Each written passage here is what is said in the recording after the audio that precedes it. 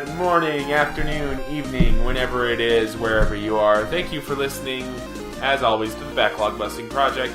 It is episode 8.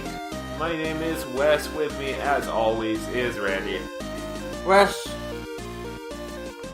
I played 2 games for this podcast this time. I still don't know if I like either of them. They're very hit or miss for me. Yeah. So I'm really excited to get to our discussions, especially about the game that we both played, because that one is the more one where it's either I absolutely love this game that we both played, or I don't like it at all. Yeah. I just have not decided yet. Yeah. I'm not sure I'm quite that polarized on either of my games, but that'll be a discussion we'll get into momentarily. First, though, it's time for our regular segment where we add to our backlogs, because that makes total sense, right? That's what we do. Yep. We make sense. Yep. Insert montage of rambling here. That would be a whole podcast. Case in point. Ergo. Anyway, we're going to go right into Player Nay here. And we're going to start off with Operation Abyss New Tokyo Legacy for the PlayStation Vita, releasing June 9th. And, so this one's rather interesting. It's developed by Experience Incorporated and published by NIS America. It's basically it's an old school dungeon crawler, basically, like a first person dungeon crawler. Like, it reminds me of like the really old Shin Megami Tensei games. And I just like that. I was thinking more of the RPGs that are on the Sega. Why am I blanking on those? Phantasy Star. Thank you, Phantasy Star. Like when you go into dungeons and stuff, that would also be a very valid comparison, yeah. And one that some of our listeners might actually know. And then the ones that do know the series I just talked about are probably shaking their heads because I know I just butchered the pronunciation of one of the words again, and I'm too lazy to go look up what the proper pronunciation is right now. At any rate, so I'm torn on what to say about this game. What decision I want to make on this game. On the one hand, it takes all my checkbox for, RPGs, but on the other, I don't have a Vita, and it's, a new series. So, I'm gonna go with a very slight play on this, but that's pretty shaky ground, for me, at least. Yeah, I'm kind of right there with you. I do have a Vita, and I am kind of sad that, the American side is just kind of dumped the Vita. I mean, as far as, like, top quality games are concerned, it's now more of the indie game kind of stuff. Japan absolutely loves it, and this is case in point. But I don't know. I mean, it's very Japanese. Yeah. From the stuff we saw. But that's the whole point. The Japanese love these kind of games. When I was looking up things about it, this game came out in Japan last year, in July, and sold over 15,000 copies in the first week, which put it fifth best, on the chart. So it was like they ate it up. Yeah. So I probably want to see a couple reviews on it, maybe sell me on it a little bit more. Yes, it's a game for the Vita, and I'm always. I definitely love that kind of stuff. I want more on the Vita for sure. I get what you're laying down. Thank you. Because English has escaped my body because we're talking about a Japanese game. That's my excuse. But I'll say it's a slight play. Just 'cause, it's an interesting premise. I mean, like you said, it goes back to the old school kind of RPGs with the dungeon crawler aspect and the first person view of it, and just from the looks of it, the gameplay we saw was all in Japanese, so I couldn't make heads or tails out of half of the stuff, but it looks like there's a robust system to it as well, so it looks interesting. So, pending a few reviews, it's kind of a play for me. Alrighty. So, that actually kind of surprises me. I figured you were going to go nay on that one. But, so, here's one that I'm going to be surprised at if we have similar results. We're going to go to Lego Jurassic World, which releases on basically fucking everything, PS3, PS4, Vita, Xbox 360, Xbox One, Wii U, 3DS, PC. Nintendo 64, any... Oh, no? Commodore 64, Atari TI-83. It does not come out for the Panasonic CDI. Or the Atari Jaguar. Damn. And that comes out on June 12th. Developed, of course, by Traveler's Tales and published by Warner Bros. Interactive Entertainment. It's a Lego game with the Jurassic World property. I mean, really, what else do you want us to say about it? I personally have never played any of the Lego games. I've never really seen the appeal of them. And I also haven't seen the Jurassic Park movies in a while. So I'm gonna go straight up nay on this. Yeah, we're completely opposites. I've played a few Lego games. Played them in some of the original ones, like the Indiana Jones ones and the Star Wars ones before my son, became of age to start playing video games. Yeah. Now that he has, those are usually in his collection of games that he likes to play. He loves the Lego Batmans and stuff like that. And him and I will sit and play them every so often. It's Legos and dinosaurs put together. I mean, they definitely have the formula down. So I would like to see what they kind of do with this with, giant dinosaurs and things like that. Mm. So this is a play for me, of course. I just have to figure out what system to play it on. Yeah. First world problems. Yeah. So, speaking of first world problems, the last game on our list is about stealing a whole bunch of shit. It's going to be Payday 2 Crime Wave Edition, coming out for the PS4, PS3, Xbox One, Xbox 360, and the PC, which actually kind of surprises me, June 16th. It's developed by Overkill Software and published by 505 Games. And basically on this one, we both own Payday 2 on PC, correct? I own it for PC, and I got it as a PlayStation Plus game at some point. Oh yeah, I think I'm in the same no, boat excuse there. me. Maybe that's the first one. Maybe it's the first Payday that I got for PlayStation Plus. Oh yeah, no, it's the first one. I remember that now. Okay. Yeah, it's the first one. Yeah, but yeah, no, we both own the second one. Yeah, we both own the second one on PC, and I think we both got it because we wanted to try and start playing it together. Yeah, and then that kind of fizzled out. Well, that one more fizzled out because I don't know if it was just a corrupt download that I got or if I just messed up the settings at some point. But I was having some weird frame rate issues with that game when we played it. And it's nothing against that game because I have several friends. The reason why I bought it was I have several friends that were way into that for a while. Yeah. And they absolutely loved it. And my computer can run games with way more oomph to it, exactly, than Payday 2, but for whatever reason, it wasn't clicking, and then, so we just moved on to a different game, and then, I think we went to Don't Starve together. Yeah. That was the game we kind of moved off to, and then... Which you and I have only played once together. Yeah, well, the funny thing is, we finally talked you into getting this game, and then we stopped playing it. We need to. That needs to be a co-op game for us, because that game's awesome. But so is Payday 2, from the little bit I got to play of it.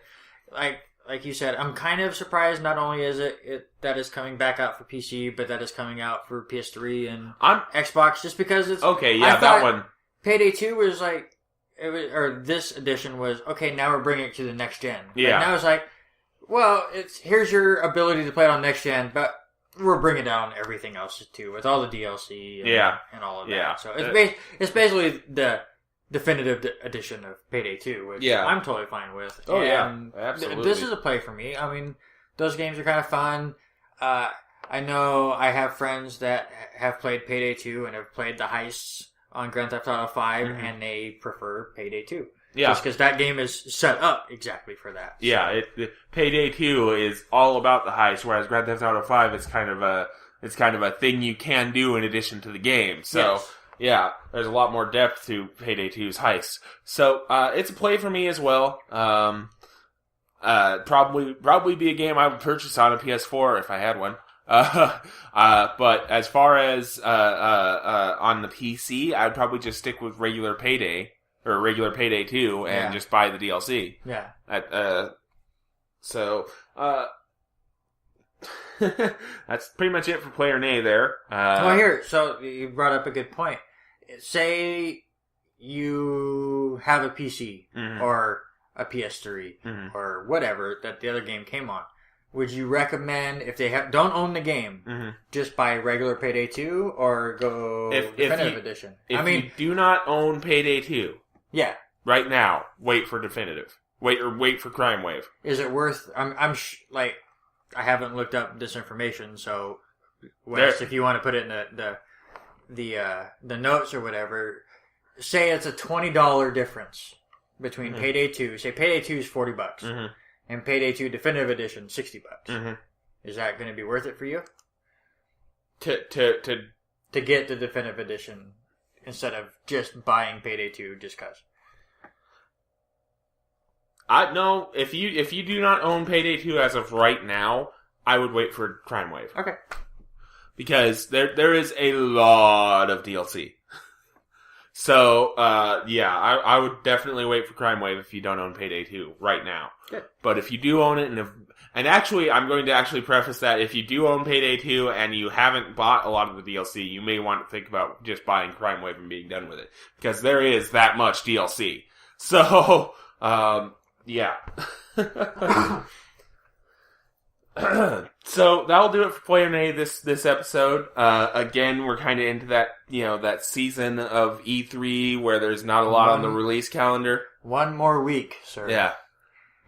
And why do I get the feeling that we're going to end up... I have a feeling that we're going to end up doing either a special episode of the project where a lot more time is devoted to News Roundup than usual, or we're just going to end up releasing an entire thing of just News Roundup from E3. Because it's going to be ridiculous. Well, I mean, luckily Bethesda has helped us out and by announcing fucking everything that they should have waited for the conference for. I mean, granted, they're probably going to show gameplay of Fallout 4, and of course the actual Doom reveal instead of just 2 seconds of footage is going to happen there. I agree. So, but I'll just touch on that for 1 second, and then we'll hit it a lot in the news segment. But yeah. I kind of at first I was like, "What the hell is Bethesda doing?" And then I thought about it. This is Bethesda's first press conference. Yeah. Most people don't even know it's there, and it's the day before all the other press conferences. Yeah. So they're going, hey, we really, really want you to watch this press conference. Fallout 4 and Doom. Yep. Right here. You want to see more of that? Watch your press conference. Yeah. So I understood it's like a teaser to the bigger teaser. Yeah. So I get it. So we're going to move on now to the games we've played for this episode.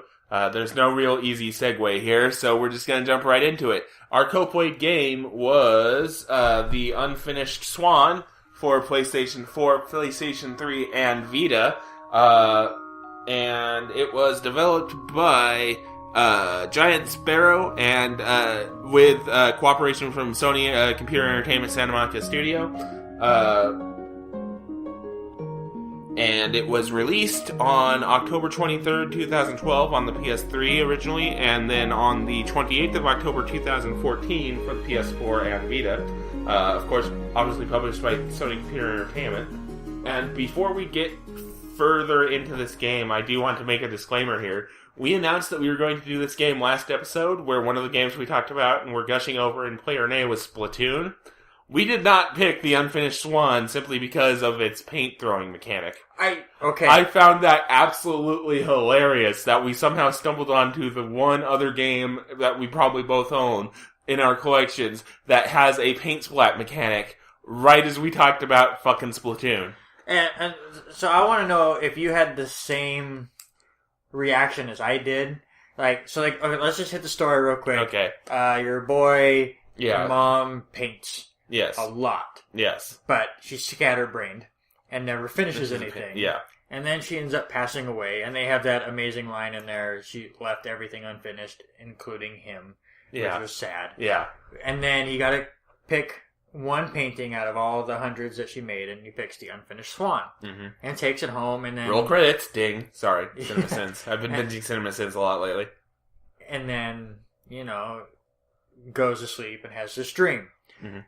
So, I want to know if you had the same reaction. He goes to sleep, and it's just white. And I sat there for a second, and I kind of moved around, or I moved the stick, and couldn't hear anything, and I hit the X button, I think it was the X button, and you hear him kind of make a noise, because he's jumping. Yeah. And I said, what the hell?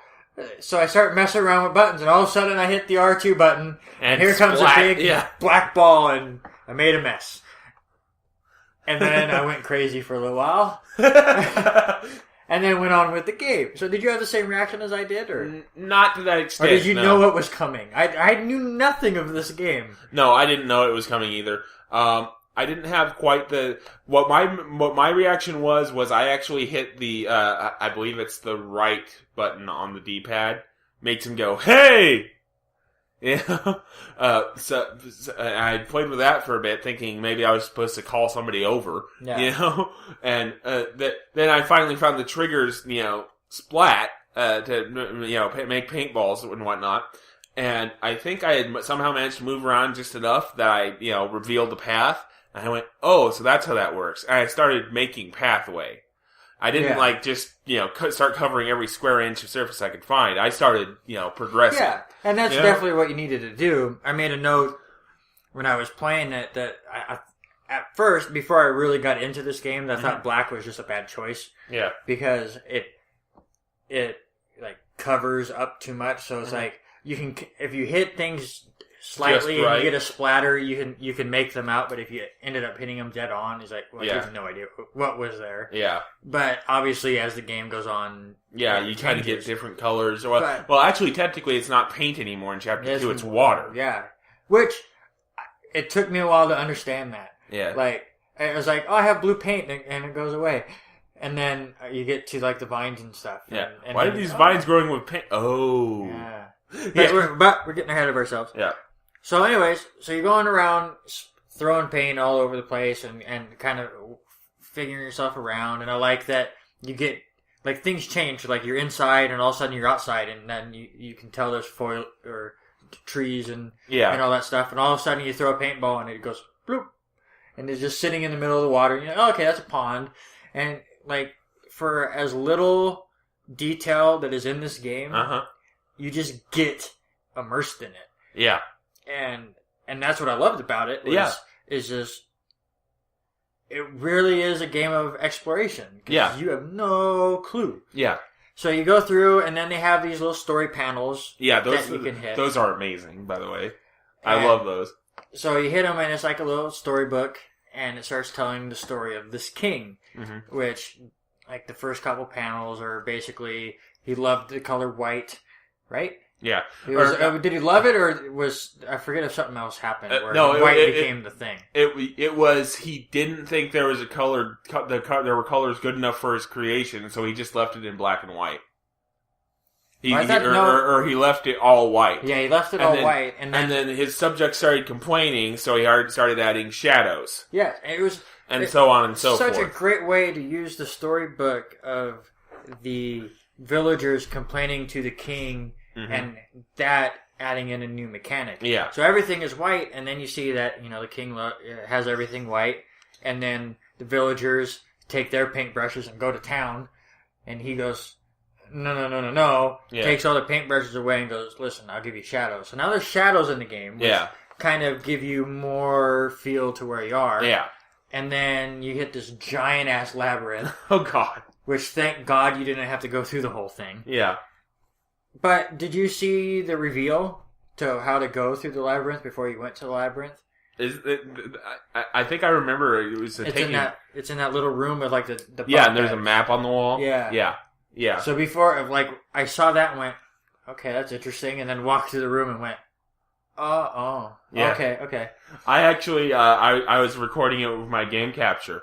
Yeah. And I actually took a screenshot of that moment and brought it up on my monitor because I was like, this is going to be a solution to something. I can feel it. Yeah. It might not be until later. I wasn't expecting right immediately afterwards, but I was like, I'm going to need this later. Click. Yeah. But, that was a pretty well done piece of gameplay there. And then, you get through the labyrinth and you go into his, the ruined city, basically. And it's called ruined because to the king's mind, it's ruined. Yes. Because the villagers, as you get more of the story panels, basically were starting to kind of subvert the king a little bit. They started letting the vines grow out a bit more, secretly watering them when the king wasn't looking, that sort of thing. Well, but you missed the biggest thing that they used to do. So shit in his spots. Yeah, he didn't have a sewer system. Yeah. So they started just peeing in his pots. Because he was a potter before he was a painter. And so they start doing that. So he makes a sewer system. So then, that brings in the element of water. Yeah. Which was another awesome way. And then the vines come in, which is a whole nother game mechanic where you splatter water all over and the vines grow and then you can climb on the vines. Yeah. And I don't think it's too much of a spoiler to say that... spoil the hell out of this. Well, I was about to say spoil. It's no big deal. Yeah, sorry, I keep forgetting we're not exactly caring about spoilers in this podcast, so I keep going spoiler alert. But at any rate, there are 4 chapters in this game, and 3 of them introduce a new wrinkle into the gameplay, and the 4th is kind of wrap up. Mm-hmm. Out of the 3 chapters, the gimmick the gameplay mechanic I like least has to be the vine growing mechanic. Yeah, I kind of agree with you because that became a button masher. Yeah, it basically just became either mash down buttons or for the one time you had the fire hose, hold the button down and just spray until you don't see vines moving anymore. Yeah. And it's just like that doesn't really add. That doesn't really add anything besides game time. And that part definitely took the longest, I think, out of that. Especially if you're OCD and like are trying to get all the collectibles at once. So you're thinking maybe there's some secret path the vines will reveal. So you're like going off in random directions except the one you're supposed to be going in. Yeah. And it's just like I'm not. I get the idea behind the mechanic. I just felt like it could have been executed a bit better. Yeah, I agree. And that's what I was saying earlier about this game. It was like the idea is great, but it's like there's not much to it.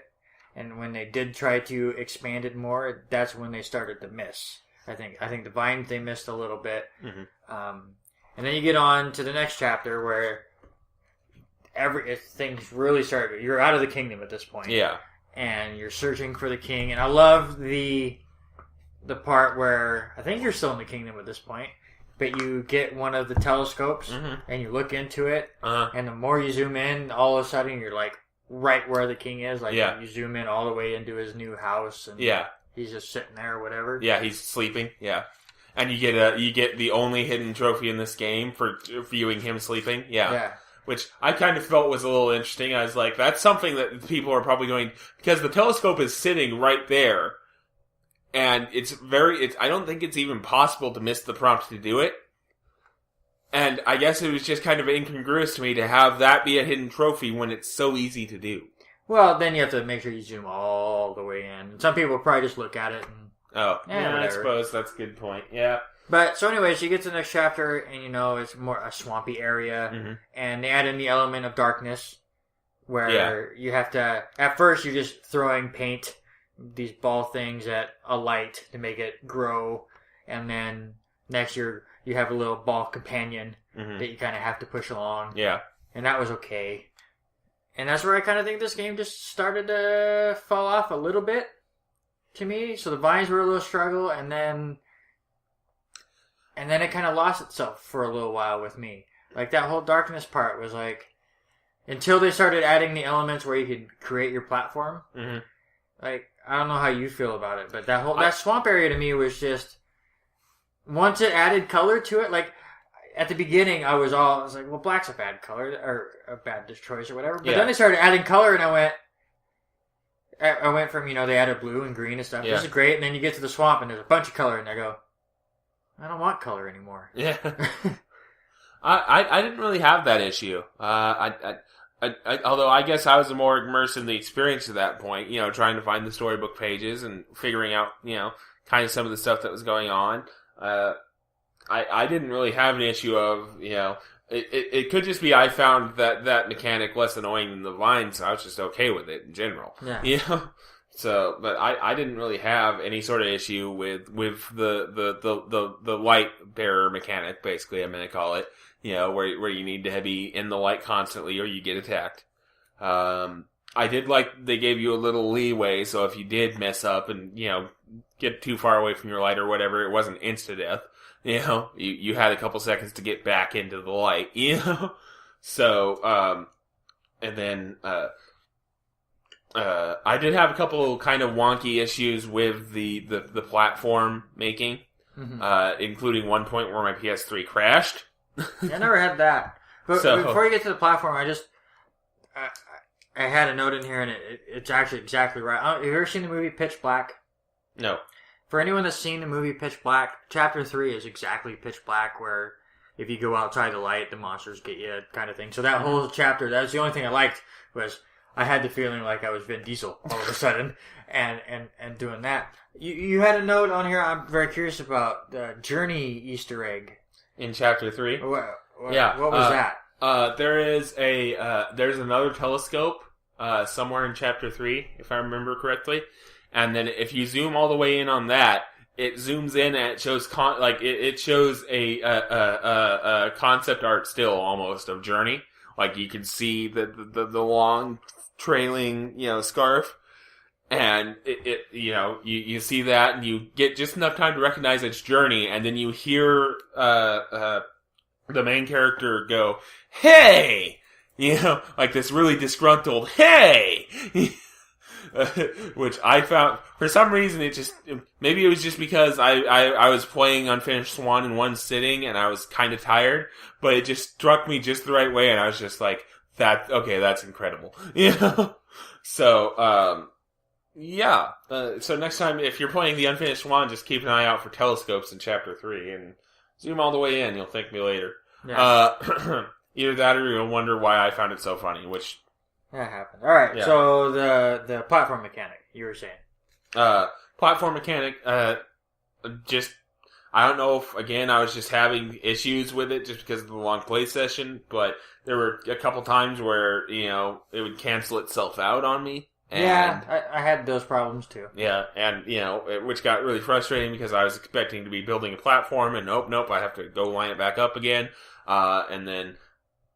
there was one point where my PS3 hardlocked and crashed, which honestly, given a note I have for my game, I'm almost thinking maybe it's time for me to do some surgery on my PS3, which terrifies me. But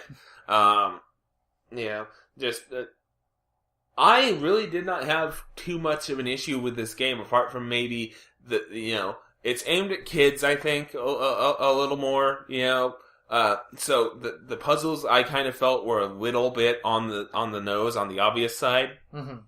But again, since it's kind of a children's book aesthetic, I'm going to guess that they did want younger kids playing this.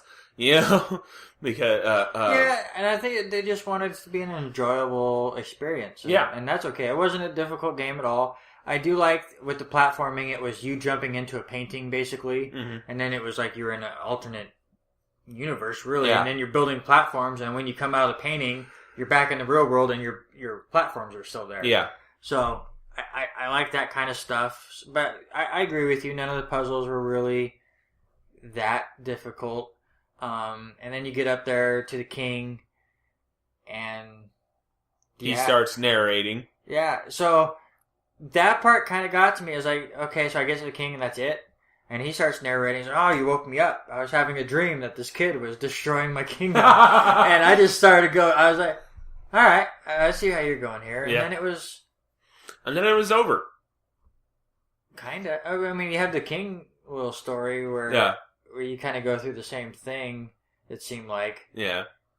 Like he recaps the game, and he's like, I went out and my garden was trash, and it's the first place he went through in Chapter 1, and then I went to my labyrinth, and somebody had gone through that, and I went to my city, and vines had taken over the place, and then somebody sunk my 100-foot tall scale model of myself. Yeah, it was just, and then credits started to appear. Yeah, I liked how it was like, all right, well, this is just to get a little playable credit scene. Yeah. So, but that's the whole thing. It's like, it's very short. There's not much challenge to it. So, it's tough for me to put this game, like, at the same level as, like, Limbo. Mm-hmm. Like, I absolutely loved Limbo, or like Brothers. So, because the story I don't think hits as hard as Limbo or Brothers does, and there's not as much gameplay. So it's like, I enjoyed my experience playing this game, but I can't figure out if I really liked it or not, and if I think it's a really great game or not. Well, I'm going to ask you a question here, and I'm curious to hear your answer to, because I think it affects your opinion of the story of this game. Gotcha. What is the relationship between the king and the main character? I think the king... Oh, man, that's a good question. Because I was trying to figure that, too. It's like, it's almost like the king is him. It's like the little... Close. Cause I at first I thought it was like the mom, because he doesn't finish things and all that stuff. But there's those panels near the end where the king finds the girl, mm-hmm. and then the girl up and leaves. So then it made me start thinking like the king is you, and that kind of stuff. So what did you take from it? You're close. I'm pretty sure, I am 99% sure that the king is the kid's father. And that the lady he finds in the later story pieces is the kid's mother. Mm. So it's, that kind of puts a different spin of things on things once you know that. In my opinion. Because it becomes this tale of, two people trying to find, somebody very special to them, and then kind of, connecting over that. I absolutely get that. So, you were close, I'll give you that much, but I think that kind of colors the perception a little bit once you know that information, Yeah, so, I'll give it credit for that, but, again, even knowing that, as far as, like, the strength of the story, I still stick to Limbo and Brothers Run Laps around it. Yeah. I'm not saying Swan was a terrible game. No, I get what you're saying. I get what you're saying.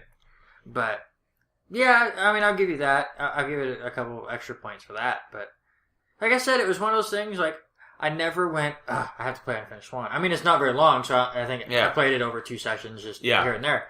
But it wasn't like, alright, I have to get this finished. Alright, I'm enjoying this. I'm having a good time. And then I got done and went, well, that was a thing. A thing at which stuff happened. Yeah. So, I wouldn't say I was as ambivalent as you are about it. I think that there's room in there to maybe put it a bit closer to, say, Brothers or Limbo, which I actually haven't played, but, it's up there for me. I wish it was a little bit longer. I will say that much, because actually, kind of going back to the playable credit sequence, when I first got to that sequence, I felt like I had accidentally skipped something, like I had found a sequence break, because he was narrating the story, and then all of a sudden he goes, and then credits started to appear, and it felt like it was timed wrong. Like, he was saying his previous line, and then all of a sudden he almost cut off the previous line to go, and then credits started appearing. And I'm like, did I skip something somehow? It's like, did I get here too fast? Yeah. It was just like, that's interesting. I wish there was more of it, but other than that, and maybe cutting back a bit of the vine growing mechanic, I didn't really have too much to complain about here. Yeah, so what kind of gamer would you recommend this to? Because obviously, like, the hardcore gamer and the Call of Duty dudes aren't going to get interested in it. But, like, are the guys that like Journey and that kind of stuff? Oh, yeah, absolutely. Absolutely. And honestly, if you've played Journey, you're probably going to be familiar with the Unfinished Swan, because they kind of came out around the same time. They did have a little bit of cross promotion, because it was Sony Santa Monica was responsible for Journey, I believe. So, there was some cross promotion there. I know they both went on sale at about the same time once on PlayStation Network. So, if you've played one, you've probably played the other. If you haven't played the Unfinished Swan and you're a fan of story-based games like Journey or Brothers, I would say go ahead and give it a shot. It's only, I think it's only like $5 on the PlayStation Store. So, yeah, probably. I don't know. We got it for PlayStation Plus, and that's what. Yeah, we got it on PlayStation Plus because we're awesome like that. Yeah. But it's worth a couple bucks to take a look. See if you're into the more if you're into more experiencing a story than you are to get challenged by a game. Yes, absolutely. I totally agree. So yeah, that about sums up our thoughts on it, I think. Yeah. So we're gonna go ahead here and go into Perfect Dark. Yes. Yeah. So get this out of the way. Perfect Dark obviously came out for the Nintendo 64. It was released May 22nd of 2000, and it was developed and published by Rare. I was unsure of what to think of this game coming in. I'd never played it. Obviously, the whole billing for Perfect Dark, it's Goldeneye but better. Yeah. That was its whole thing. And I have, in the last few years, went back and tried Goldeneye. Don't go back and try Goldeneye. I'm not saying it's a terrible game. I played the hell out of it when I was a kid. Yeah. It has not aged well. No. So I was worried about playing Perfect Dark. It was one that I really wanted to get to because it was one of those top N64 games in the time. But as we have said many times in this era, that N64 PlayStation 1 time, for the most part, has aged terribly.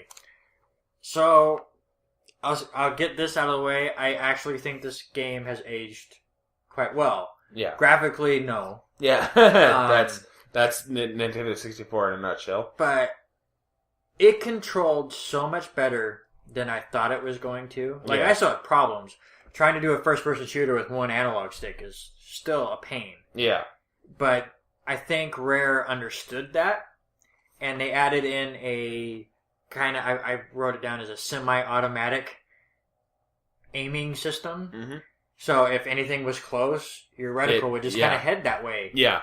And if you wanted to get more headshots and stuff, you can hold the R button and do the aiming yourself. Yeah. Or I'm sure if you did harder difficulty levels, that would go away. Yeah. But so I definitely liked that. So I mean, it helped with the one analog stick issue, but with the Nintendo 64 and first-person shooters, it's dizzying as hell. I mean, you start moving around, things get really blurry, and then later on in the game, they add it even worse because people will start hitting you with trank guns. And I swear, if you ever play this game and you get hit with a trank gun, just kill yourself. Yeah. Because the whole screen gets blurry, and things start getting wobbly on top of it moving around while you're trying to run. It's nauseating. It's terrible. Another thing I didn't like as far as, graphically wise, night vision is I was noticing that too. Well, you were noticing the infrared, which wasn't as bad as night vision. Okay. But as you still said, pretty bad. It's tough to tell other things other than people in it. They did their best as far as this was the era where we want realistic looking faces, but they are so painted on, and they just look up Perfect Dark and just look at some of the faces of this game. They're hilarious. Yeah. Oh yeah. Also hilarious is the enemies' generic yelling.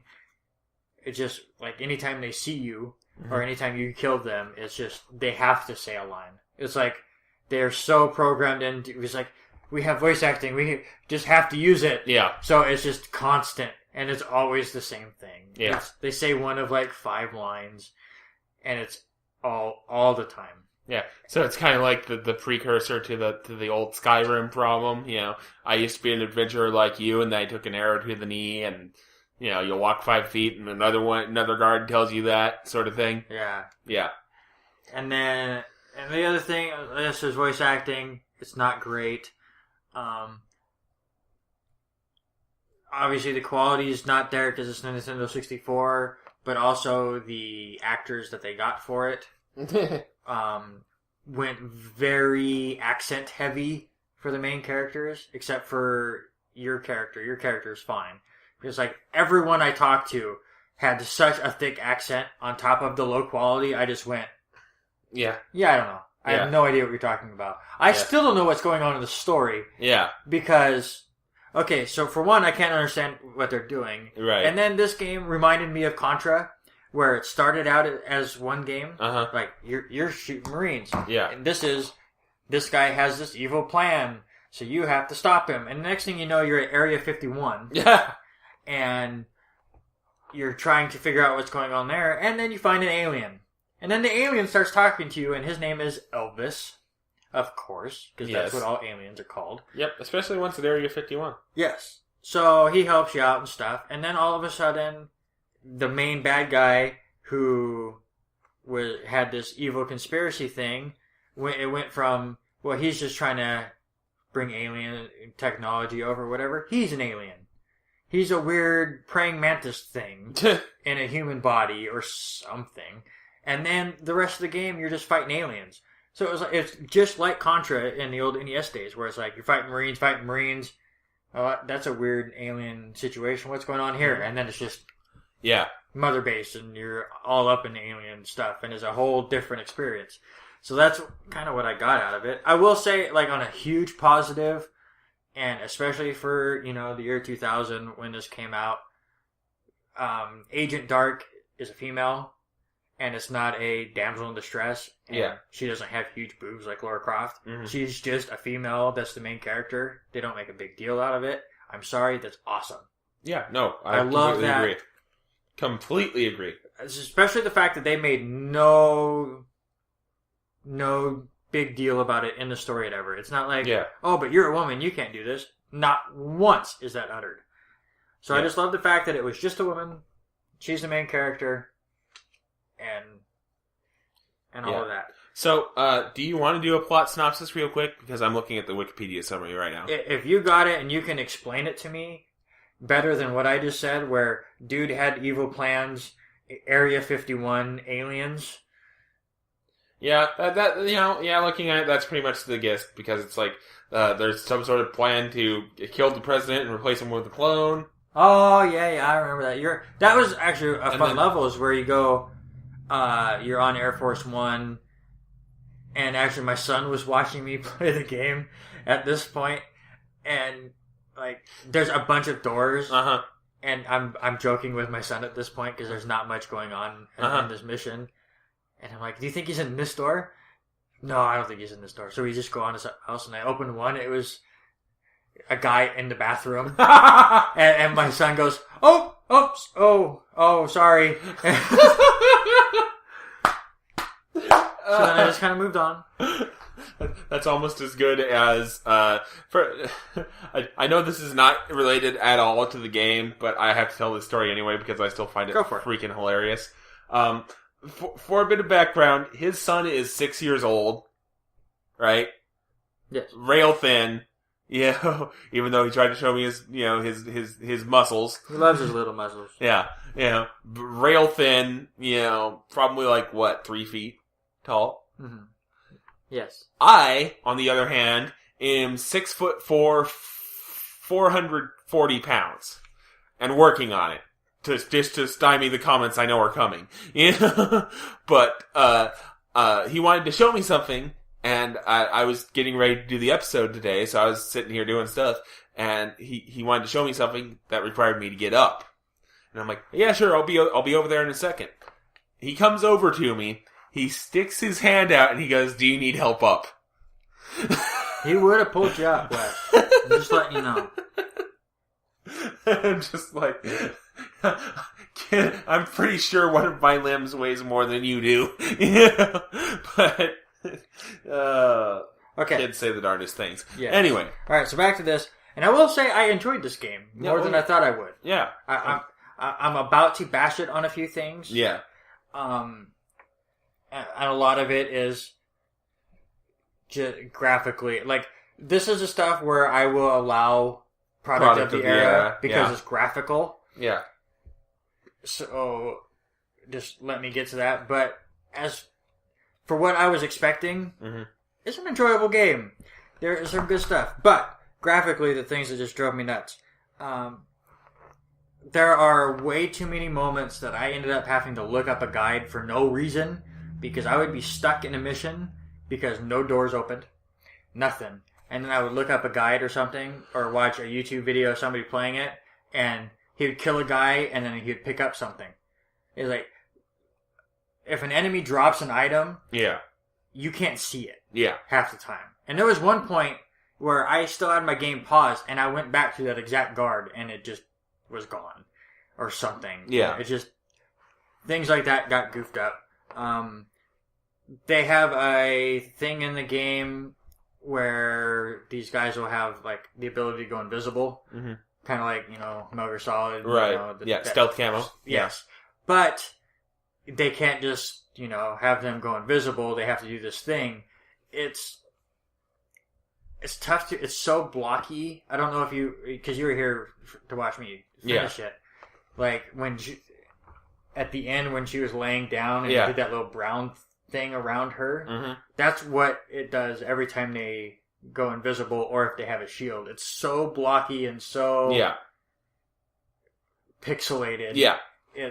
It's jarring, really. Yeah. But, again, I understand it's a graphical thing. Yeah. That probably looked amazing back in 2000. Yeah. No, I honestly would say not even then. I mean, it's just not good. I had huge frame rate issues anytime we had a lot. I got more than like 5 enemies on the screen, and I'm not talking like it slowed down a little bit. Yeah, I'm talking it went down to like 2 frames a second, maybe, if that. It's like it just became I would hold the trigger button and hope shit went my way. Yeah, because I couldn't tell anything. But yeah, other than that. The missions, they a good variety of locations, a good variety of things that you have to do. It's not just get to point A to point B. Though, as I was telling you before, the game has got me several times because there's 3 difficulty levels. And I just picked the first one just, because that's the whole point of this project. I'm not... If I really love a game, I'm going to go back and play it on the harder difficulty levels or whatever. But for this project, I just wanted to get the experience. So I just played it on the normal difficulty or whatever, and thinking, okay, if I played it on the harder difficulty level, enemies will take more to get hit, maybe there's more enemies, I die faster or whatever. Not the case in Perfect Dark. Perfect Dark adds other puzzles that you have to do to get through your checkpoints. Yeah. Which is awesome, but the problem is, when you're on the early difficulty levels, those areas are still there. And I'm talking like... My puzzle that I have to figure out, I basically stayed in a 4-room radius, but there's like 20 rooms in this place, and I would get completely lost. Right. Because all of a sudden I'm in an area that I really don't need to be, and at that point you're like, well, obviously I needed to progress further, and then go, so you're not even thinking about your beginning spot. So I wish they could have just blocked that stuff off. Like, there are points where it's like, there's a door locked and it never opens, and obviously that door would need to be open on a harder difficulty level. Exactly. But, I see what you're saying. But there are points where I would be in an area for 20 minutes and then die and then try again and be there for 20 minutes and then die and then say screw it and look it up, and he does something completely different, and then I go back and finish the mission in 4 minutes. Yeah. Like, just doing things you don't need to do. But with that said, I recommend it. I mean, if you're into the history of like first-person shooters and stuff, I think at least like first or single-player wise, it's better than Goldeneye. I have not been able to sit down and play it multiplayer. There are co-op missions in it, which maybe at some point I'll talk you into. We'll try it out or whatever. Yeah. But so I haven't got to touch that. But as far as the single-player missions go, it's not terrible. Obviously it is not aged well, but as far as a Nintendo 64 game goes, it's aged just like the rest of them. Any questions or? No, you covered pretty much everything I would have had. I wasn't really a scholar of the N64 era. I was going to basically make the GoldenEye comparison, and then just as a joke, I was going to ask about Elvis, but you pretty much covered that for me. So. Oh, and one more thing about Elvis the Alien. Oh yeah, if you look him up, and I don't know if it was a design choice or if I just am weird and noticed it, but his chest looks like the American flag. Yeah, like I'm pretty sure that was intentional. Like the upper right corner is blue, and then it's like red and white. I'm absolutely sure that was intentional. But it was cool. I Yeah. loved it. I got a chuckle out of it. Yeah. But And that was probably their intent, was Alien, Elvis, American flag. But, yeah. Other than that, you pretty much covered all the bases I think need to be covered. So, we are going to go ahead and move right along to another kind of cult classic game, I think. We're going to move right along to Psychonauts. For the PS2, is what I played it on. It released on pretty much every freaking system imaginable of the previous generation.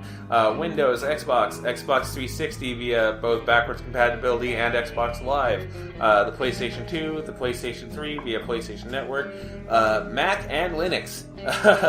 First released April 19th, 2005 for Windows. Released on the 20th of April 2005 for Xbox, and then June 22nd, 2005 for PS2.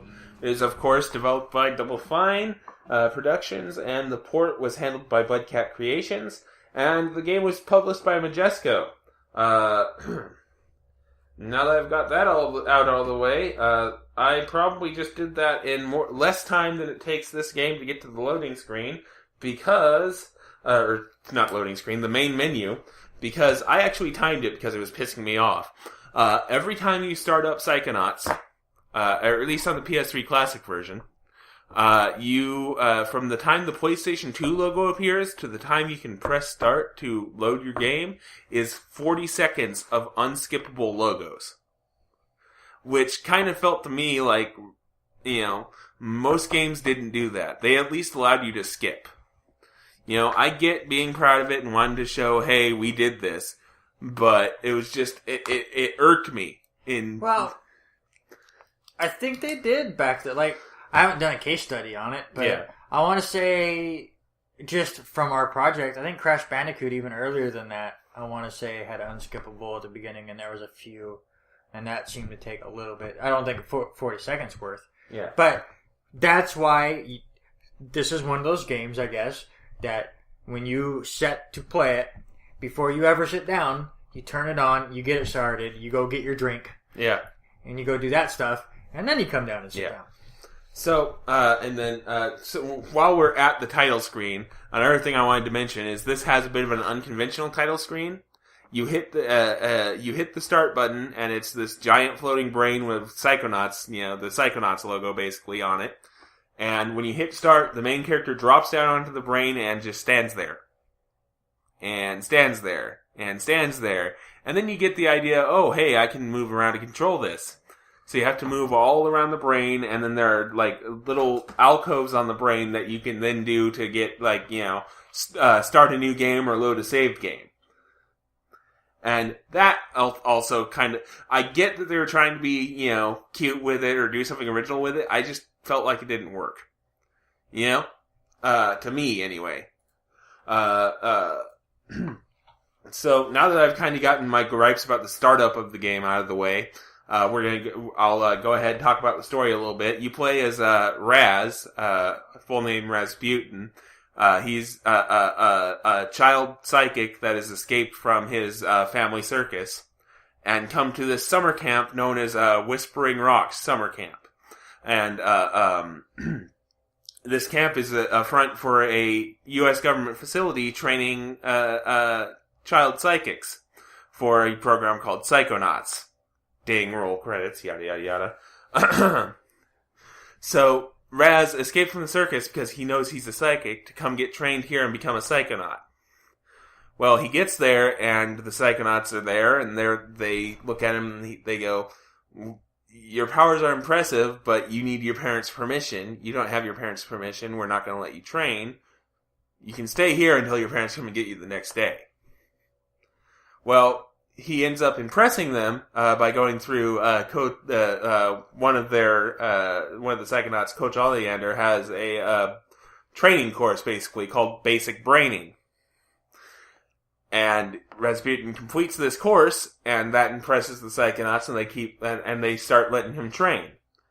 And over the course of his training, he starts finding out that there's this plot going down at Whispering Rocks, where somebody is stealing brains from the psychics to power psychic death tanks. and it kind of snowballs from there into one of the Psychonauts is actually behind this plot, and he's working with the nearby insane asylum to power these freaking robots, and it's really hard to explain without sounding a little bit insane yourself. but it's a good thing, Wes. Yeah, you're insane. Wow. Look at all the hardcore running into that I just did. You've never ran in your life. Actually, I have. Oh. You ruined the joke. Come on. That's also something I'm very accustomed to, is ruining jokes. Of course, I may just be proud of myself because I managed to do like a 15.5-minute mile, which for somebody my size is fucking impressive. Yeah. Personal accomplishment. Anyway, back to Psychonauts. So, the storyline is actually pretty fun once you start getting into it and seeing what's going on. Once the storyline actually gets rolling, I should say, it's pretty interesting, pretty unique. There is a lot this game is prided for its humor. It is a very darkly humorous game because, how the brain loss is depicted is that the kids sneeze their brains out. And then once their brains are gone, all they can talk about is TV and hacky sack. Happy sack? Hacky sack. Oh, hacky sack, okay. Yeah. So it's like... That makes more sense. TV, hacky sack. It's just like, okay. Yeah. So, it's got a lot of humor to it. And at first, I was seeing a lot more humor that relied on you knowing where the reference was from. Like, whenever you complete a course and get a new power, you get a merit badge because you are at a summer camp, And when you get a merit badge, an FMV plays of basically Raz putting the badge on his backpack, kind of like a Pokemon trainer's badge card. It's basically like that, except it's on the back of his backpack. Okay. And and the music that plays when you play this cinematic is literally the Rocky training music. And it's just like, okay, that's Rocky, that's okay, sure. One of the early objectives in one of the early levels is literally follow the white rabbit. Stuff like that. And I was sitting there and I was like, this game has a lot of referential humor, and then I started looking closer to the game's actual writing and going, see, this stuff is funny. Like the hacky sack stuff, TV, the character interactions are all amazing, and yet they're, a lot of it seemed to be relying on this referential humor, and I don't know what to think about that, because I feel like they could have had something without all the references. Do you think that the references really dated the game? So now, if somebody... Well, okay. That's like maybe 15 right now, wouldn't get half of them? Not quite that bad. Because, when I think about it, those are kind of, ingrained into the collective consciousness almost at this point. Like the Rocky music. I think, you'd be hard-pressed to not, to find somebody who couldn't tell you what that means. Or follow the White Rabbit, of course, is Alice in Wonderland. I think you'd be hard-pressed to not, to find somebody who does not know what that means. As far as dating the game, though, I do think the reliance on hacky sack might be a bit of an issue. That fad was dead. That fad was dead in 2000, in December of 2005. Just Jesus. So we've talked a bit about the story. Now we're gonna. I think we should switch gears here a bit to gameplay wise. This game is hard as shit. The platforming is there are a few difficult jumps that I found. The last level is basically an escort mission with an advancing wall of death, and it's just like, oh, fuck you. You know? So it's... I'm very curious. Is it difficult because it's unfair, or difficult because it really challenges you? Because those are two different things. I know this is going to sound like a cop-out, but it's half a dozen from column A, 6 from column B. Because there are points at it where it was a legitimate challenge, and then there's, like I said, it's an escort mission combined with an advancing wall. Essentially. And it's just like, ugh, really? Yeah. One of these is bad enough, but both of them? Fuck off. You know? That sort of stuff. Just did not endear myself to this game. Another thing where I was kind of hit or miss was the boss battles in this game. The vast majority of them were really challenging as in actually challenging, not unfair. I'll make that distinction. They are actually challenging instead of just pure strain bullshit. Yeah. You know, like let's see here. I'm trying to remember now.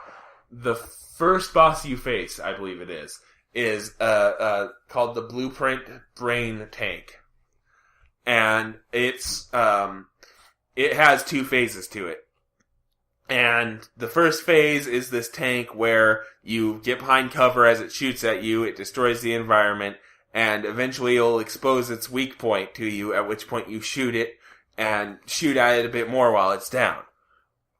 It's a nice, simple boss to kind of get you into the flow of things. And then, once you defeat the tank itself, the brain that's powering the tank just starts bouncing around and spamming like a sonar laser. And that's the first time where I had to sit there, where I tried 5 times to beat it, and then couldn't figure out what the hell was going on. And then I used the in-game hint system and everything, and still couldn't figure it out. Looked up a guide, felt dumb, and did it 2 tries afterwards after I knew what I needed to do, which in this case was you need to get close enough to it to be able to hit it with a ground pound, and then just ground pound it, jump, and hit the attack button. Do that a few times, and it goes down. And then the second boss is a lungfish. This huge mutated lungfish that the first phase is you're trapped in an air bubble with it, and you have to stay within the boundaries of the air bubble, and while it's inhaling, break open boxes of nails that are on the floor of this lake you're in. It inhales nails, gets hurt, roars at you. You repeat that 3 times, and then it starts chasing you. And you have to do platforming while staying in the air bubble, and not getting too close to the lungfish. Which was one of the first instances where I was going, ugh, this is challenging, but starting to veer a bit towards the unfair side.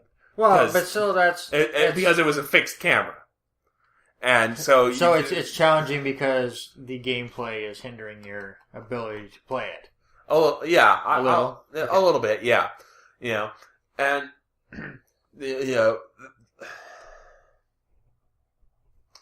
because I love the humor of this game, I love the storyline of this game, but there were a few times where I was frustrated by the gameplay.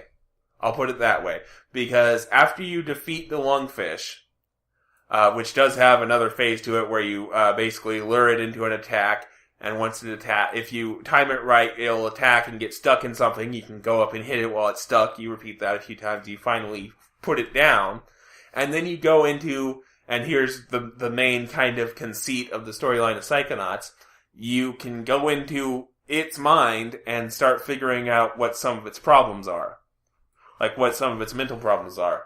And in the lungfish's case, it's being mentally controlled by one of the main villains of the game, being brainwashed into kidnapping these kids. And how this is represented is you drop into this mental world, and you drop in as a Godzilla analog into this city of lungfish, and your name is now Goggalore. Makes sense. Yeah, and, all of a sudden you're this giant among lungfish that are sitting up there talking at you, and it's just it's moments like those where you're going, huh? What in the world just happened?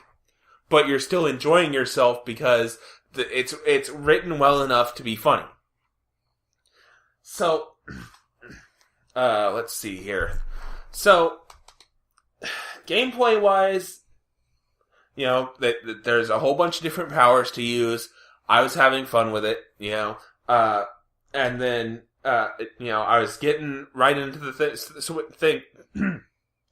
swing of things. And then right after you finish the lungfish section, pardon me, yikes. Right after you finish the lungfish section, the next section you have to go to is the insane asylum, which is blocked off by a guard. And the immediate thought is to go into his head. Well, then the game helpfully informs you that you need to go buy an item from the game's store, basically, and that this item costs 800 of the currency of the game. Here's the problem. If you have not spent a single one of the currency so far, and you have been fairly diligent about picking up the currency, at this point, you will have maybe 300. Damn. Yeah. So you're starting to get into the swing of things. You're having fun, and then all of a sudden the game goes, "Oh hey, go buy these items from the store and come back." Because you can get more than 2 or 3 of the currency at a time. It's called arrowheads, but you have to buy another item that is basically a hot and cold mechanic. Where the other item you buy, you get it out and your controller starts vibrating and it makes a humming noise the closer you get to a large arrowhead deposit. That itself costs 50 arrowheads. So, I feel like that was blatant padding in a game that doesn't really need it because it's a good 10 or 15 hour game. Without, when all is said and done, because this section happens at about 3.5, 4 hours in to the game is where it goes. Oh, hey, by the way, you need to go buy this thing that costs twice what you probably collected to this point. So that was like a pretty damn, brick wall stopped my enjoyment. Is that the only brick wall you really hit in that game, or? That I can remember. Yeah. It's the only one where I felt agitated enough to take a note on it. Yeah. And I think that might just be because I had the dowsing rod to look for large deposits after that. I just went ahead and accepted it. But just the audacity of the first one being, oh, by the way, here's an item, you need an item that costs 2 times more than what you've probably collected in the entire game to this point to continue. Have fun with that.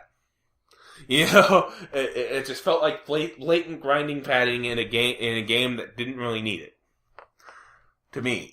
So I know it sounds like I'm being overly negative about this game.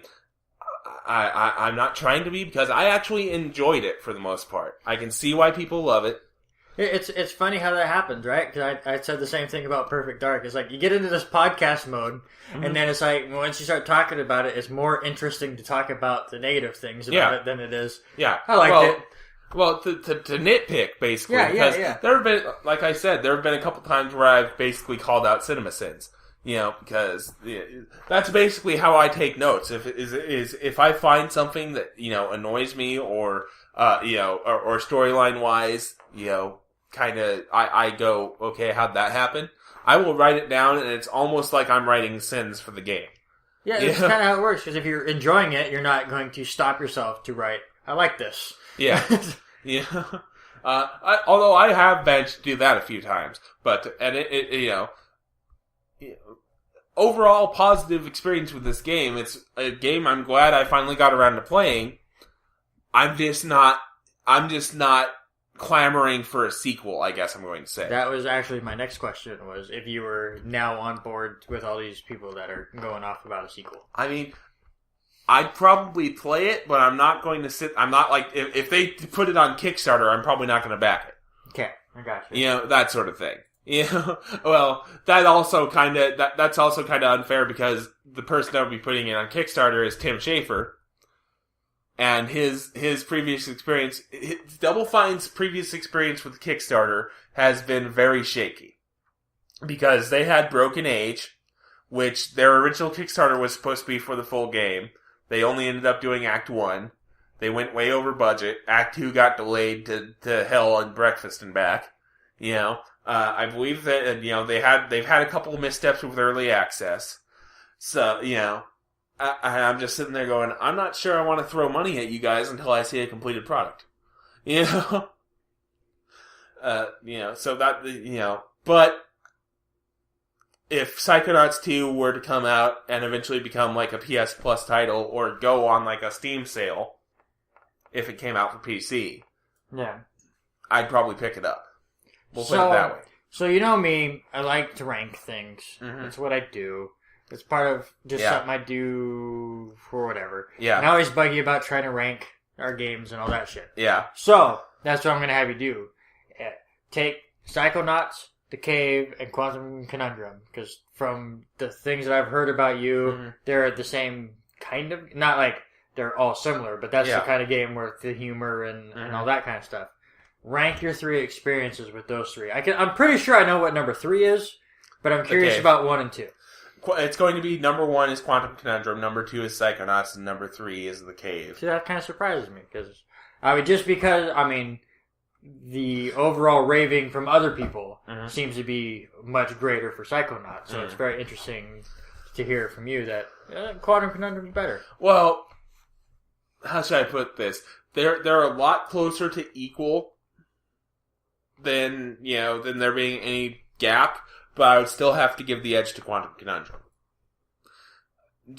I think that's just because I had less gameplay issues with Quantum Conundrum. Okay.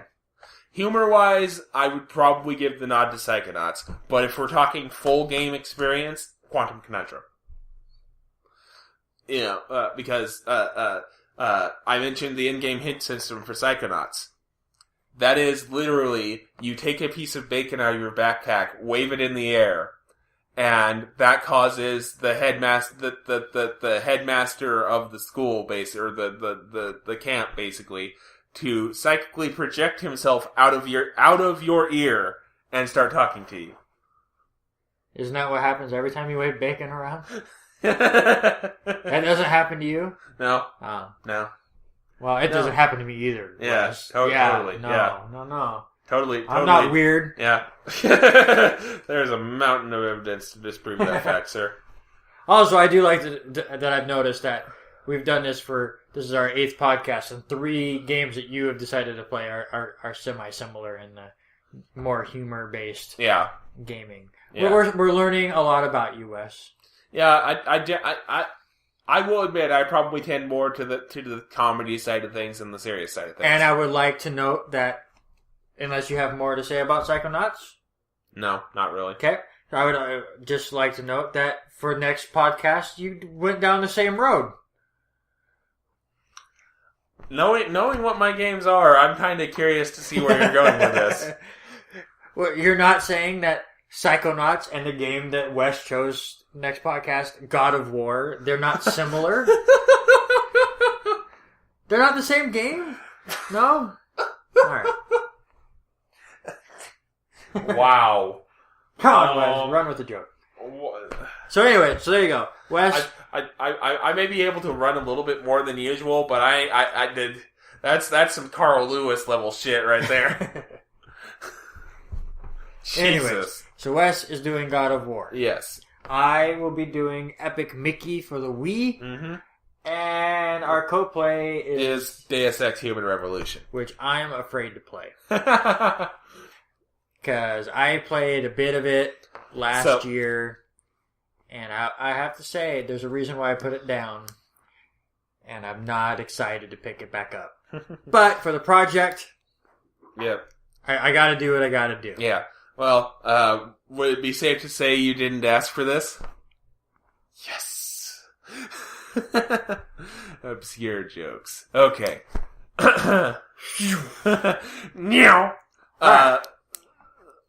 So, with all that insanity out of the way, we're going to go ahead and wrap things up for the evening with our news roundup. And we have news. Yeah, we actually have legit news. Yeah, there's legit news this Thanks, time Bethesda. around. Yeah, well, Bethesda and 2K/FireAxis for some reason. For some reason, people are just like, yeah, we know E3's coming up in 2 weeks, but let's just get our bombshells out of the way right the fuck now. Because... because now we get to talk about them for 2 weeks. Yeah. Because... if you come out at E3, you're just one of the pack. Yeah. You come out before, that's all we're going to talk about. Well, the first one I want to hit on briefly, because it allows me to have a hashtag humble brag, is XCOM 2. Was revealed earlier this week, and it was revealed as the part of the AdventRising.org thing that was mentioned on 4-player co-op, and I correctly guessed that it was going to be XCOM, and then my other guess was it was some sort of new, like, Assassin's Creed-like game. Yeah, my guess was it was their take on, their take on Watch Dogs or something like that. Yeah, something like that, yeah. Open world. Oh, yeah, absolutely. So first person or third person game. Wes, I give you full credit. You nailed it, and I'm so glad that you did. Nailed it! XCOM was actually not something I even thought about when looking through that website. Mm-hmm. But, listen, I don't know if you've ever played it. I've played a bit of XCOM. I've never beat it because it's hard. Yeah. But I very much enjoyed my time with XCOM. So much so that the moment they announced XCOM 2, I told you straight up, add XCOM to our list. Project, yeah. So expect that in October? I believe we have it in October right now, yeah. We have that penciled in, the end of October we have that thing penciled in. Which, by the way, I suppose cat's out of the bag a little bit on that one. We do have a rough idea of what we're doing for the rest of the year. There's one episode where you, the viewers, might be able to affect that. Details will be coming up on that in a couple months' time. And hopefully by that point we actually have more than more than a couple viewers. More than Sean. Yeah. So. And my mom. Hi, Mom. The one thing that actually kind of surprised me about this reveal, though, is, this is actually a PC-only game. From what I understand. And I can understand. I mean, it started on the PC. That's what they know. Yeah. FireAxis, especially, that's what they know. Yes. FireAxis is, Sid Meier's company that he started, after Civilization 2. And their first game was Sid Meier's Alpha Centauri, which I still play to this day. Because I love that thing so much. And then they're known for, like, the Civilization games and whatnot on PC. So, to hear them being the team behind XCOM Enemy, I believe it's Enemy Within is the subtitle of the console game. It was kind of surprising. But since XCOM Enemy Within was so well received on the consoles, it's kind of surprising to hear that this game is now going to be PC only. Well, XCOM actually, for the consoles, it started Enemy Unknown, and then, like, all the DLC that hit the PC, they came out with another one, which I have yet to play. That was Enemy Within. And that was, like, where your characters could get body armor and more robotics and stuff. I haven't been able to mess around with that, but the first one was Enemy Unknown, and that was, the basic XCOM game. Yeah. But, like you said, they're very PC-based, so obviously this will hit the consoles at some point. But I'm okay with it hitting the PC first. I mean, it's one of those games that makes sense to be on the PC more than... I mean, it works on the console. That's what I played when it was on the console. It works, but it's one of those... It totally makes sense on the PC, and I have no problem with it starting there. Yeah. So, we're gonna... We touched on this one also briefly as well earlier. The other big reveal this week was Fallout 4 from Bethesda. Shocker. I mean, shocking that they did it before E3. Yeah. But I wasn't that surprised that, this was being announced. Mm-hmm. Now it's all about when it's going to come out. Yeah. Because it's going to be another Fallout game. I mean, you kind of know... Set in Boston. I mean, if you played a Fallout game, Fallout 4 is going to be a lot of the same. I don't think they're going to really change the formula that much. Although, from some of the stuff in the trailer, I think there might actually be a couple of interesting changes. Because from what I can tell, the protagonist is actually going to be voiced this time around, which was not a thing in any previous Fallout game. That's true. I mean, but it also, I'm sure they were never voiced because, console limitations. And, I mean, you have so many dialogue branches to begin with where the easiest one to cut out would be the one that would have the most lines that they would have to do. So, I mean, if it was more than just for the trailer that he had a voice, it would be very interesting. Do you think that the flashbacks will take part of the game, or is it just kind of Absolutely, I think they'll be part of the game. I don't think they would go to have. If it were just something that they were doing for the trailer, I think it would have been a one-off thing, like a one-time shot. Like they would have shown the bomb dropping and that's it. Mm-hmm.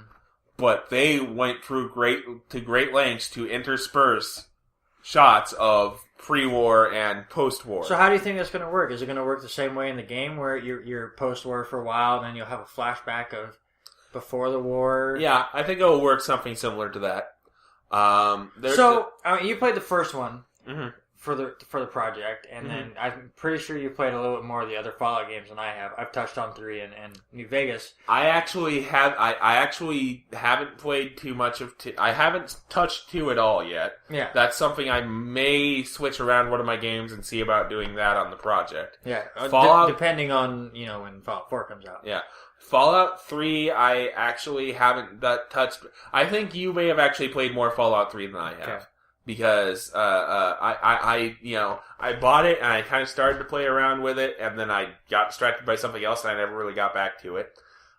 New Vegas, I bought the Ultimate Edition, was probably one of the first things I bought back when I built my new computer, and then because I'm weird like this, it's the thing called Yeah. So maybe one of you guys will know, and please comment this out, because I'm very curious. All the other Fallout games, you were basically born in the vault, right? So you never experienced life before? I want to say Fallout 3, I know for sure, because you did the whole... Yeah, crawling, yeah. Though you grew up and, that's where you got all your traits and stuff. Stuff from in the vault. Yeah. And then I want to say New Vegas, you were a courier post-apocalyptic and you get shot and whatever. So I could this be the first one where somebody started pre-war and now you actually are a character that knows both sides? Yeah, that's the 2 prevailing theories I've heard, and this is getting into story speculation for Fallout 4, so if you don't want to hear that sort of thing, you may want to just skip ahead about 2 or 3 minutes. The first one is that you are somehow playing as an android, with somehow having memories of pre-war in your head. The other theory I've seen running around is apparently the vault you are in is known for cryogenics.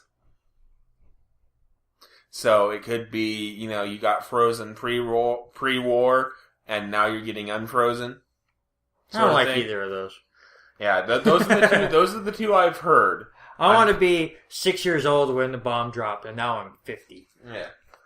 So we'll see what happens there with that. The one other thing I wanted to touch on with Fallout 4 was as soon as the announcement dropped, people went back through and dug up approximately a year old post on Reddit, where somebody claiming to be a disgruntled Bethesda employee basically dropped this huge 30 bullet point list of stuff that was supposedly in Fallout 4. Like, I played Fallout 4 and here's what it's gonna be, and they somehow lucked out into nailing the announcement time frame. Like, they claimed that the game was going to be announced this year at E3 2015. Yeah, but that's not much of a leap. Yeah, no, it's not. But here's the thing. People saw that, oh wow, they got this right, so the rest of this, by correlation, must be right. And it's like, if you go and read this list, which I will link to in the show notes, if you go and read this list, anybody with half a functioning brain should have been able to go, no, no, no, no. And yet it caught on like wildfire to the point where every time I looked at something Fallout related, somebody was posting about this rumor and going, look at this person calling it a year before it happened. And it's just like, fucking seriously? Because, they were saying that there was going to be save transfers from Fallout 3, and that if you transfer to save from Fallout 3, characters from Fallout 3 would show up in 4, which... No. It's going to be pretty difficult on consoles. Yeah, on PS4 and Xbox One. Yeah. Although it has been done with Diablo 3, for example. Well, on Grand Theft Auto, you can take your save from Yeah. the PS3 Yeah. to the PS4, and same with Minecraft and stuff. So I understand, but and then that's a leap since Fallout 3 came out so long ago. Yeah, and then stuff like the absurd claim that Fallout 4 is going to be 3 times larger than The Witcher 3. Which the logistics doesn't work out at all for that. If you take a look at the respective staff and how much time it took for that, just this list of asinine bullshit, and it's just like, who in their right minds thinks that this is a legitimate leak? Like, it was just bullshit. Like, you could smell the bullshit through the screen, and yet people were sitting there going, "She called it! She called it! She called it!" And I'm just sitting there going, "Fucking." Seriously? Now watch who calls everything. That'd be great. Here's the thing. Already debunked. Because one of the things she said was that there will be previous gen versions of Fallout 4, and, by which I mean the PS3 and the 360. Yeah. Bethesda has already gone on record as saying, nope, not even in development, not happening. Yeah, well, that's Period. Fine. I don't even care. Like, you sent me the link and whatever, because I had brought up that people were talking about the release date coming out in November, and you went, well, that thing's terrible, and I was looking at something completely different. Yeah. With the one I was looking at was just, it was speculation factors. Like, listen, was it Skyrim they announced at E3 and it came out later that year? There was another game that came out within a 12-month window, so it's like, Bethesda seems to be a company that doesn't announce their game until they know it's roughly, coming out. Yeah. Skyrim, actually, I believe they announced that a lot longer than 12 months before it came out. Because I remember there being a teaser video for that. That was roughly the same kind of content level as the Fallout trailer, and I want to say it was like a year and a half before release, at least. So, take that with a grain of salt. I honestly don't think we're going to see Fallout 4 this year. I'd be very happy to be wrong about that. Actually, no, I wouldn't. My wallet would want to kick my ass. But then again, my wallet already wants to kick my ass. So, yeah.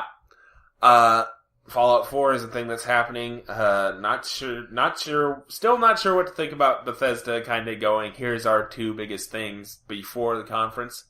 Here are the 2 biggest things. Please check out our conference. Yeah. I understand. I get it. But, especially if it does come out in November, and that's one of their big thing at the conference, and they got everyone into the conference. They're a bit like Apple, like one more thing moment. Oh, by the way, Fallout 4 is releasing in November. Mic drop! Well, actually, you know what would be even better? Oh yeah, by the way, Fallout 4 comes out tomorrow. It's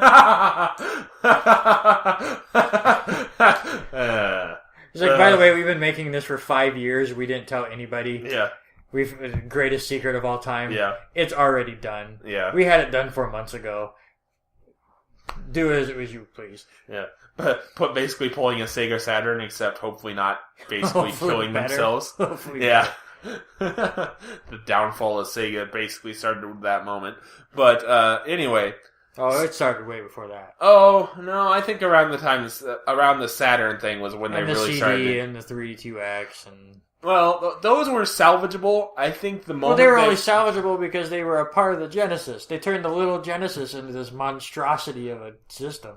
I still think they would have... It was salvageable until they didn't tell anybody they were partnering with for the game lineup that the Saturn was coming out 4 months earlier, or however earlier it was. Yeah. Because basically what happened was people had to then scramble to push out stuff to be on the Saturn, and it resulted in buggy games, and people started hating it, and it just kind of, feedback looped from there. And, so I love how we went from Fallout 4 to talking about the Sega Saturn. That was certainly a nice... We're talking about the fallout of Sega. Badoom. Thank you. Be here all week, folks. Try the So, let's go. How about this for a segue? Let's talk about the shit of video game history and talk about the good. Yeah.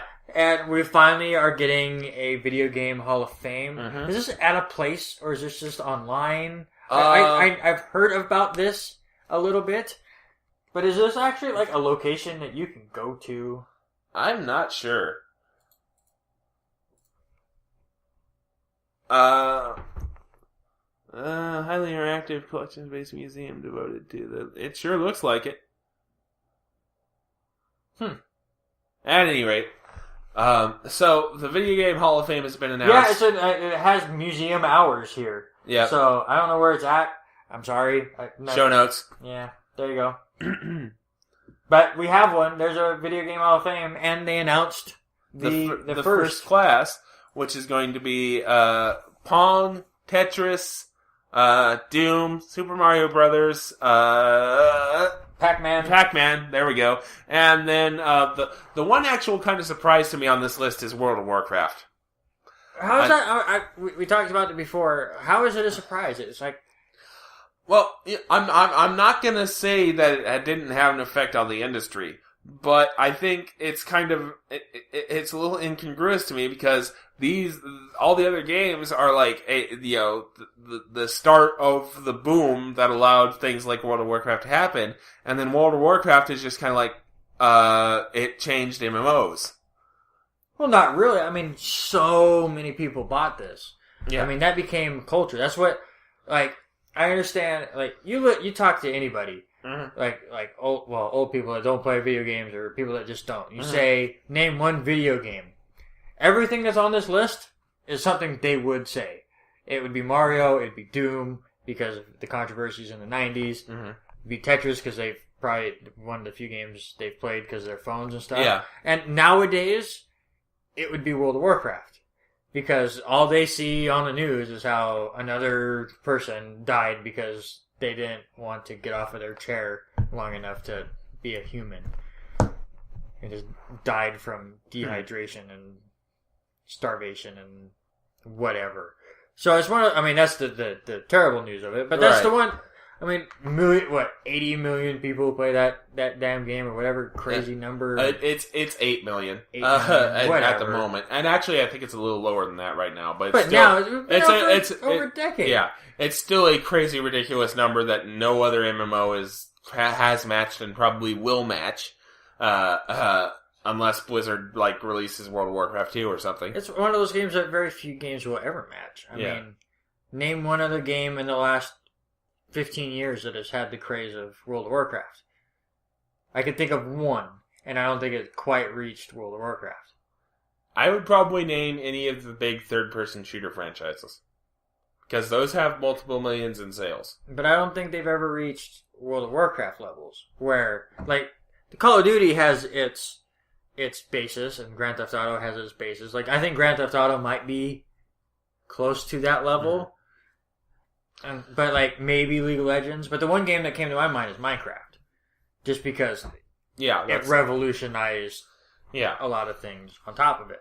Well, I like I said, I'm not arguing that World of Warcraft isn't worthy of a Hall of Fame slot, but I think it should have been maybe in a class say with Minecraft.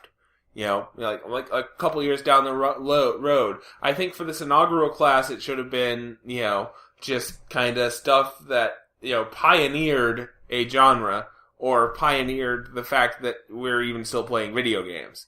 So I would have maybe gone with something like EverQuest or maybe even some of the original, MUDs, multi-user dungeons, then before I would have gone to World of Warcraft. Because maybe it's just me kind of going OCD and going, one of these things is not like the other, release-wise. But it just kind of stuck out like a sore thumb to me for some reason. Well, just because it's the newest one. I mean, everything else came out in the 80s, and except for Doom, I guess. But Doom really revolutionized, PC gaming and that kind of stuff. But I saw one on Kotaku. I'll see what you think about it. Yes, Pac-Man was the first. Mm-hmm. But should they have made it Miss Pac-Man instead of Pac-Man? Because that was the one that really has blown up everyone. It's the far better game. Excuse me, sorry. No, I don't think it should have been Miss Pac-Man. Because simply for the reason of, I know this is going to sound hypocritical given the reasoning behind me not liking World of Warcraft, but whenever you ask somebody about Pac-Man, it's usually going to be in the form of Pac-Man, not Miss Pac-Man. No, I can understand that too. So let's go back to World of Warcraft. Mm-hmm. You don't want, you understand it. You said it should be a Hall of Fame, but if it wasn't going to be a first class one, but they had to have 6, what's the one game you put in its spot? Well, if they wanted to stay with MMOs, I would go, like I said, with like an EverQuest, or I'm completely blanking on a notable text MUD, but one of those. Like Ultima. Ultima, maybe. If you wanted to stay with a Blizzard type game, I would say the original Warcraft. Or something from that era. Something that made the RTS genre. But still, it's like Warcraft doesn't scream first class Hall of Fame series. Like I will say Hall of Fame probably. But I think World of Warcraft screams first class Hall of Fame. I can't think of another franchise that really. Well, another game that would. I'm sitting here and I'm raking my brains trying to find one, and maybe I'm just being OCD about it. Just the release dates are bothering me, because I agree that it is revolutionary, and the fact that it still pulls in 8 million subscribers almost 11 years after release is something to be noted. Okay, so I just thought of one, because I think there's one more game that there's actually one game that's not in this first class that I am super surprised of, just because of how wide of a range of appeal it's gotten. Mm-hmm. World of Warcraft or Pokemon. Ooh. Because I think that's the only argument you can give me for not putting in a World of Warcraft is if it's Pokemon, because that sucker blew up. Yeah. And is a card game and a cartoon and movies and all that kind of stuff. Which one should have been First Class Hall of Fame? World of Warcraft or Pokemon? I'm gonna stick to my guns. I'm gonna say I think Pokemon should have got in before World of Warcraft. Because, I agree that World of Warcraft is deserving, but I just don't think it deserves to go in alongside Mario Brothers. Or Tetris. Without those, there is no World of Warcraft. And the same argument can apply to Pokemon, I know. But just something about the situation just doesn't sit right with me, and I'm struggling. I'm failing my, my role to give good logic as to why. But, yeah. So, I guess we're going to have to kind of agree to disagree on this one. We're going to go ahead and go ahead and listen to an auto-playing video as Randy was trying to look up something. I'm sorry, I was like hustily trying to find. I'm sure they never announced it, but I was trying to find a list of the ones that just missed the cut. Because I don't know how they nominate. Obviously, people could just nominate, and they had a whole list of the nominees. Mm-hmm. There was a ton, and I'm pretty sure Pokemon was on it. I know Minecraft was on it, just from all that stuff. Right. I was just curious if they ranked them and like who just barely missed the cut and stuff. I can't find it, but I found an ad. Yeah, you did. So you guys just enjoy that. So we're gonna go ahead and close out the discussion for this episode. We would like to hear your opinion. You can tweet us at Backlog Busting. Leave a comment on the show notes here at backlogbusting.com or on 411 Mania. If you liked the show, go ahead and give us reviews at iTunes, Blueberry, Stitcher, wherever you want. Start spreading the word. We would really appreciate having, more listeners if you're enjoying what you're listening to. With that all being said, we will see you back here in 2 weeks' time for our next episode, which will be Deus Ex, Epic Mickey, and God of War. And if you have any suggestions for games that you just are dying to hear us play, please go right ahead. Like we've said, we kind of have a blueprint for what we're doing for the rest of the year, but that's written in pencil. Yeah. We would love to hear you guys' opinions and maybe change your minds and play something you want to hear about. Okay. Absolutely. Indeed. So, Twitter, Facebook, iTunes, wherever, we will try to get to your questions, comments, concerns.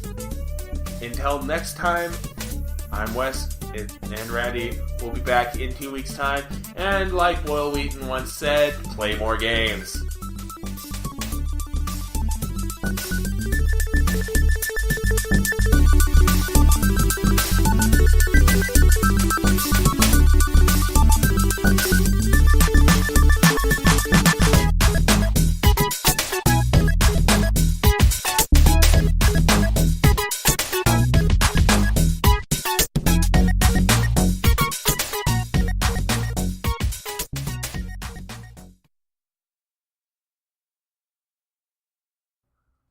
He's got nothing.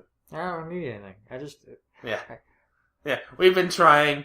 Have you tweeted Will Wheaton yet? No.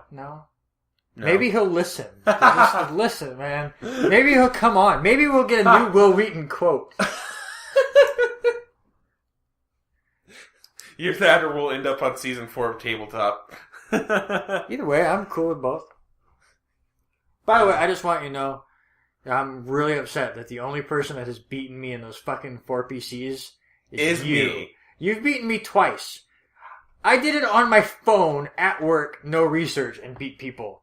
But I couldn't beat you while really trying. And I just... Especially because the last one was so damn close.